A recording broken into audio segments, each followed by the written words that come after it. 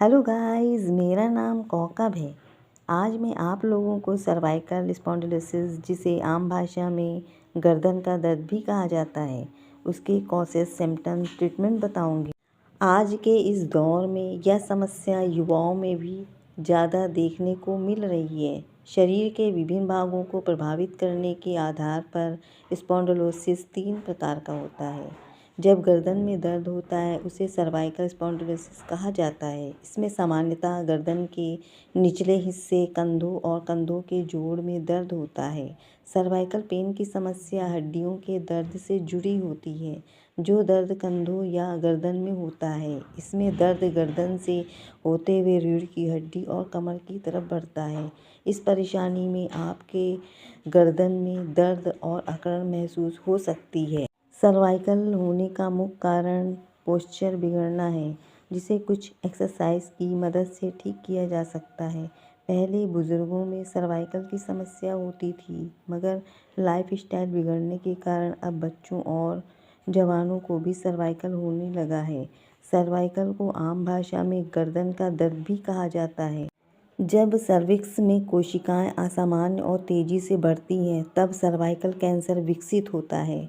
Cervical cancer खतरनाक होता है क्योंकि कई बार इसके कोई लक्षण दिखाई नहीं देते हैं, और अगर इसका पता नहीं चला तो यह जानलेवा हो सकता है। सर्वाइकल डिस्टोनिया के लक्षण। कभी कभी लक्षणों की शुरुआत एक साइड से दूसरी साइड की तरफ सिर हिलाने से होती है, जैसा कि वह ना कहने के लिए अपने सिर को हिला रहा है।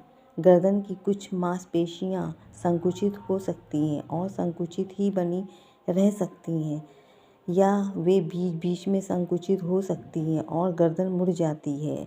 आपकी ग्रीवा रीढ़ या आपकी गर्दन संतुलन और समन्वय में महत्वपूर्ण भूमिका निभाती है। इसलिए जब आपकी रीढ़ का यह क्षेत्र सूजन, गठिया या घायल होता है तो यह आपको चक्कर आना और अस्वस्थता महसूस करा सकता है।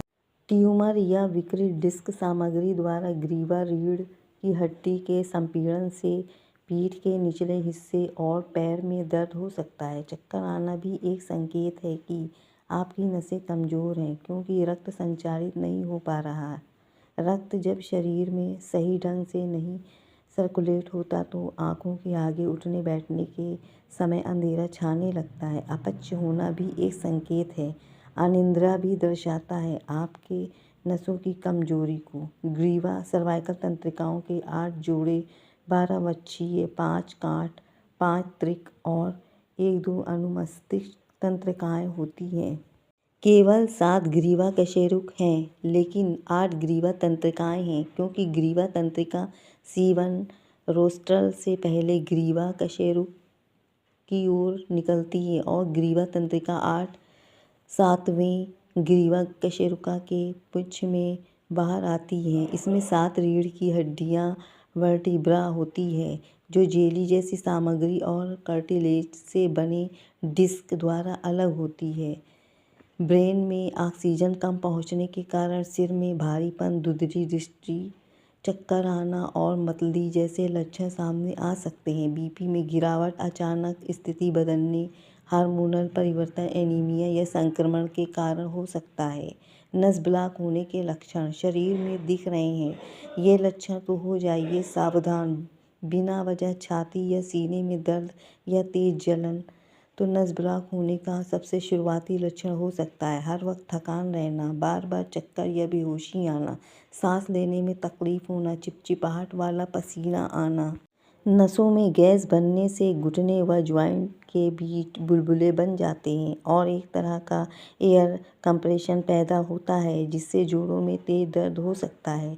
इसके अलावा कई बार इसकी वजह से हड्डियां से आवाज़ आती है। तो अगर आपके साथ ये सब होता है तो डॉक्टर के पास जाकर दिखाएं। दबी हुई नस को खोलने के लिए आप चूने का प्रयोग कर सकते हैं। इसका प्रयोग आप दही, लस्सी, दूध के साथ कर सकते हैं। सुबह खाली पेट ही सेवन करें। EMG NCV परीक्षण नसों के टेस्ट के लिए किया जाता है। यह एक तंत्रिका और मांसपेशी कार्य परीक्षण है जो MRI जैसे नैदानिक मूल्यांकन और इमेजिंग जांच का पूरक है। सर्वाइकल रेडिकुलोपैथी, जिसे आमतौर पर दबी हुई नस कहा जाता है, तब होती है जब गर्दन में एक तंत्रिका संकुची या चिढ़ जाती है, जहां या रीढ़ की हड्डी से दूर शाखाएं होती हैं। इससे दर्द हो सकता है जो कंधे तक फैल जाता है। साथ ही मांसपेशियों में कमजोरी और शून्यता हो जाती है, जो बांह से होते हुए हाथ तक पहुंच जाती है।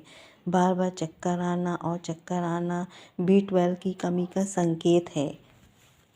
ब्लॉक नस को खोलने के लिए विटामिन ई से भरपूर फूड का सेवन करें।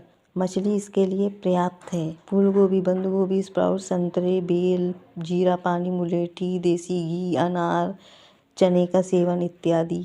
सर्वाइकल के मरीजों को हाई शुगर फूड व खट्टे फलों के सेवन से बचना चाहिए।